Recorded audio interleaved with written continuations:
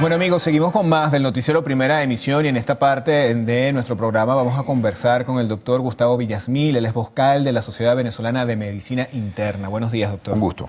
Bueno, no hace falta hacer un estudio para saber que una de las principales preocupaciones que tiene el venezolano es la posibilidad del acceso a los servicios de salud, a la situación, a poder atenderse en un hospital o en una clínica, incluso a poder comprar medicinas para solventar algún tipo de problema que esté vinculado con el tema de la salud. ¿Cuál es la evaluación que usted puede hacer con relación a eso? ¿El venezolano en este momento tiene esa posibilidad, la tiene fácil al ir a un hospital, a una clínica?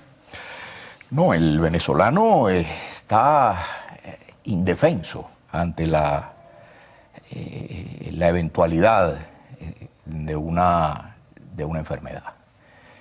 Hemos vuelto, y hay que decirlo con dolor en el gentilicio, ¿sabes?, a los tiempos de la Venezuela presanitaria. La sanidad pública venezolana data de 1936 y es anterior a la británica, por ejemplo. Y entre sus grandes logros, la lucha antimalárica, los primeros grandes programas sanitarios que conoció este continente, nacieron aquí. Tener que reconocer que a casi 100 años de aquello, el venezolano en pleno siglo XXI, el venezolano en condición de enfermedad, esté a merced de la circunstancia, de la situación, no puede menos que resultar doloroso para cualquier venezolano, pero sobre todo para el venezolano que, como quien habla, viste la bata blanca de médico todos los días. ¿Y ese deterioro se debe a qué? En principio no se debe, no lo podemos atribuir. Está muy de moda, seguramente lo habrá oído usted en muchas circunstancias, esto de atribuirlo todo a una cosa entelequica que llaman por ahí situación país. ¿No? Es que situación país, no. Especie de mal miasmático que nos cayó encima, no. Pasa que esa situación país está ligada a la situación económica, claro, a la situación pero hay política. que decir, y mucho más. Está ligado, sí, a la situación política y económica, pero también a los errores, a las omisiones, al proceso de desinstitucionalización progresiva y deliberada que la sanidad pública venezolana, entre otras muchas, sufrió o viene sufriendo de manera consistente desde el año 98. Aquí, por ejemplo, en materia de infraestructura y tecnología sanitaria, por ejemplo, para beneficio de su audiencia, donde he sabido que estuvieron nuestros hospitales más importantes en Caracas y en el interior sin energía eléctrica, sin agua, sin equipamiento básico. Hay que decir que los primeros estudios advirtiendo sobre esa situación datan del año 2000, estimada audiencia. Los estudios del profesor Lara Estrella y el equipo, el grupo de bioingeniería de la Universidad Simón Bolívar, una gente de altísimo nivel, que tan temprano como en el año 2000, recordemos, un barril de petróleo en torno a $65, un dólar en torno a los 600 y tantos bolívares de aquellos que ya no existen. Es decir, en una circunstancia económica que no tenía el rostro de esta. Ya advertían, números en mano, cuál era la situación en nuestros hospitales en lo referente a respaldo eléctrico, el sistema de plantas. Se hablaba de que no habían plantas. Que los problemas de transportación vertical, le hace ascensores, los problemas de seguridad industrial inherentes a lo que es la gestión de una estructura compleja como es todo hospital. ¿Por qué no se tomó en cuenta ese informe? Porque de eso no se ocupó nadie. Aquí hay una situación, un punto de inicio, de partida, desde el punto de vista ético, que no hay que perder de vista, porque de otro modo no entenderíamos esto. Entonces nadie estaba por la labor de ocuparse del hospital que no tenía planta, que no tenía acceso a tanques auxiliares de agua, que no tenía equipos de diagnóstico tipo rayos X, etcétera, etcétera. Y pare usted de contar. Pero esas personas que acuden a esos centros de salud y que en este momento no pueden conseguir beneficiarse con con ellos son personas que apoyan a ese partido que en este momento está gobernando. Entonces, Mire, es como un contrasentido, ¿no? Hacerle la vida imposible a quienes me mantienen en el poder, ¿no?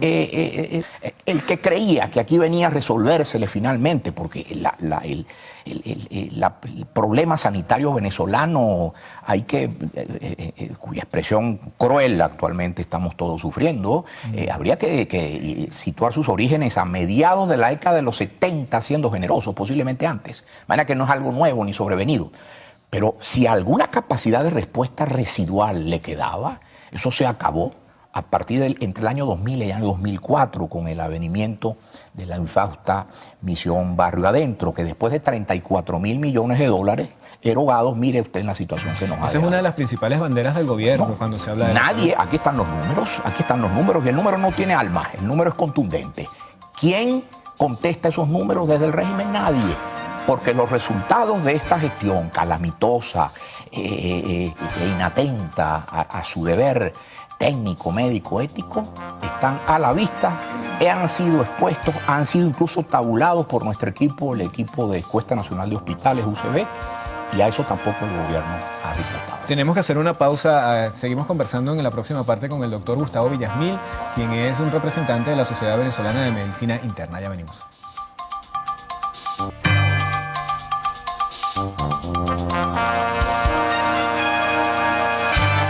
Bueno, seguimos conversando con el doctor Gustavo Villasmil, quien es representante de la Sociedad Venezolana de Medicina Interna, y hablábamos acerca de la situación en general de lo que puede ser el sistema de salud en nuestro país. Pero usted tiene unas cifras, unos estudios que han realizado sobre la situación de los hospitales. Permítame, me refería antes a la situación de infraestructura y de tecnologías, pero permítame hacer dos rápidas referencias, igualmente documentadas, a propósito de otros dos grandes puntos neurálgicos en todo esto. Es el problema de los suministros médicos, el problema del medicamento. Aquí tan temprano como desde el año 12, 13, quiero citar a una persona de toda mi estima y respeto, el doctor Freddy Ceballos de la Cámara Farmacéutica, se vino advirtiendo que nos estábamos, como se dice popularmente, comiendo los inventarios, porque la deuda con las farmacéuticas ya ascendía a los 4.5 millardos de dólares. Nadie atendió. Ahora estamos suplicando porque desde algún avión nos tiren una caja con algunos medicamentos para nosotros. Y finalmente, tema que en mi condición de profesor universitario me duele inmensamente, es la catástrofe, porque no hay otro modo de calificarla, de nuestro más valioso capital, que no es la planta eléctrica ni el edificio, es el médico que formamos. Me había impactado mucho cuando a mediados de la década pasada se hablaba de 15.000 plazas médicas abandonadas, o sea, no desocupadas en hospitales públicos, y 7.000 médicos emigrados. A principios del año pasado, en un debate que se suscitó en la Asamblea Nacional, donde fuimos invitados un grupo de profesores, yo diserté a propósito de este número y fui corregido inmediatamente, insisto, por el colega doctor Douglas León Natera, presidente de la Federación Médica. Digo, no, colega, no son 7.000, 20.000 y seguimos contando. Esa cifra ha sido actualizada hace muy pocos días y va por el orden de los 20.000 médicos que han emigrado de nuestro país. El año pasado, a principios, esa cifra ha sido actualizada, como venía diciendo, hace muy pocos días y ya supera los 23.000.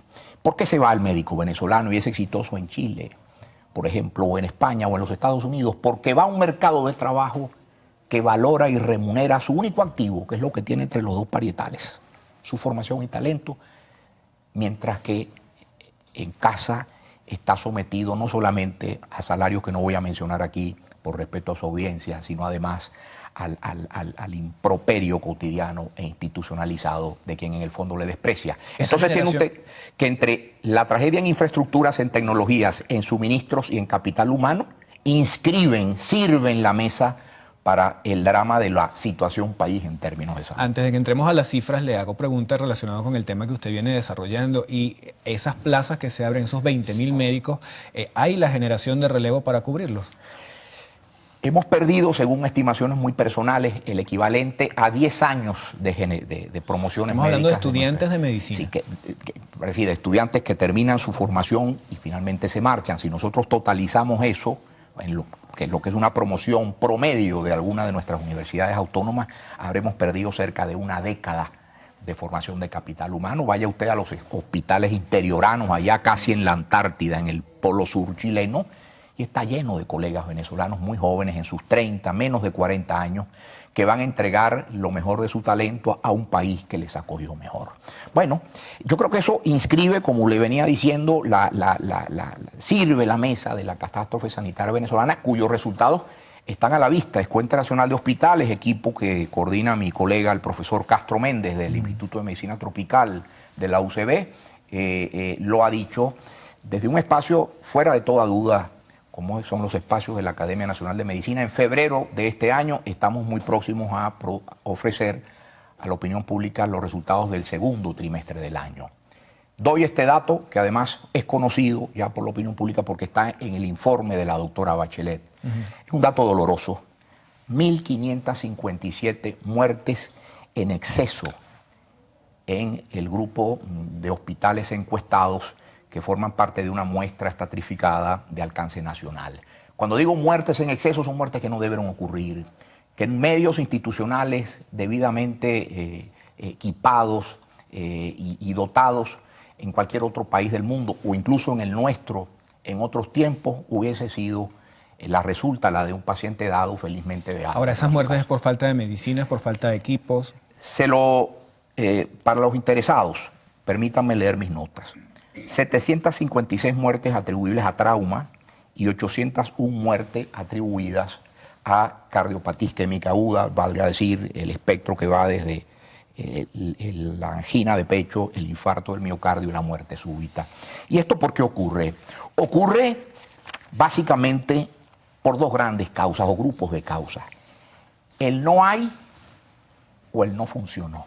El no hay la medicina, por ejemplo, no hay, me refiero a la medicina, al catéter, al dispositivo que hacía falta, el marcapasos, o al no funcionó, en el caso del trauma, el tomógrafo, el equipo de radiología convencional. Valga decir, se refiere a dos dominios cuya catástrofe viene siendo anunciada desde la década anterior y en algunos casos, como en el caso de las tecnologías e infraestructuras, desde inicios de siglo, desde el año 99-2000. Ahora, entonces doctor, no podemos decir que esto es una cosa sobrevenida o producto de un supuesto bloqueo o cosa por el estilo, sino por el contrario, la resulta de una política equivocada, de una política cruenta dirigida a lo más valioso que tiene cualquier nación, que es la salud de sus ciudadanos. Rápidamente, nos tenemos que ya despedir, pero no quería dejar esta parte por fuera porque hay otros factores independientes a la falta de equipos y a las medicinas que influyen en el tema de salud, y es el agua. Muchas personas no tienen agua en su casa, tienen que almacenar agua, esta agua se puede contaminar y esto puede generar enfermedades. Igual ocurre también con la situación de recolección de basura. Nuestras ciudades han perdido, las ciudades son desde su fundación en la historia de Occidente espacios de sanidad. Lo primero que hacían los romanos era construir un acueducto, algunos como los de Segovia todavía funcionan. Bueno, nuestras ciudades en Venezuela dejan de ser espacios de sanidad cuando desaparecen de ellas los atributos básicos que definen una ciudad por contraposición al medio rural, valga decir, el agua, la energía eléctrica, etc. Mire, permítame, usted es muy joven, pero mi generación, nosotros somos los sobrevivientes, nosotros llegamos a la edad que tenemos y produjimos una historia distinta a la de nuestros padres, porque fuimos hijos del Plan de Electrificación Nacional, hechura de la democracia, de la vacuna antipoliomielítica y antisarampionosa, que ya no se administra en Venezuela, hay polio de nuevo y hay sarampión, y porque somos además hijos del agua potable del desaparecido Inos. Bueno, esos parabienes que lo disfrutó mi generación a principios de los 60, inaugurándose la democracia, ya no existen incluso en el este de Caracas. Entonces, puede que haya sorpresas o sorprendidos, lo que no puede haber es sorpresas. ¿A quién le sorprende que vuelva la hepatitis al área metropolitana de Caracas? Las enfermedades de transmisión hídrica, la shigelosis, que incluso en el estado Anzoátegui cobró vidas. Esas son las reflexiones de fondo que tenemos que hacer, los que con alguna perspectiva histórica tratamos de darle alguna explicación y fundamentación a lo que estamos viviendo. Bueno, la música lamentablemente nos indica que debemos concluir. Le damos las gracias al doctor Gustavo Villasmil, quien es representante de la Sociedad Venezolana de Medicina Interna. Amigos, hacemos una pausa. Al regreso, información de arte y espectáculos acá en el Noticiero Primera Emisión.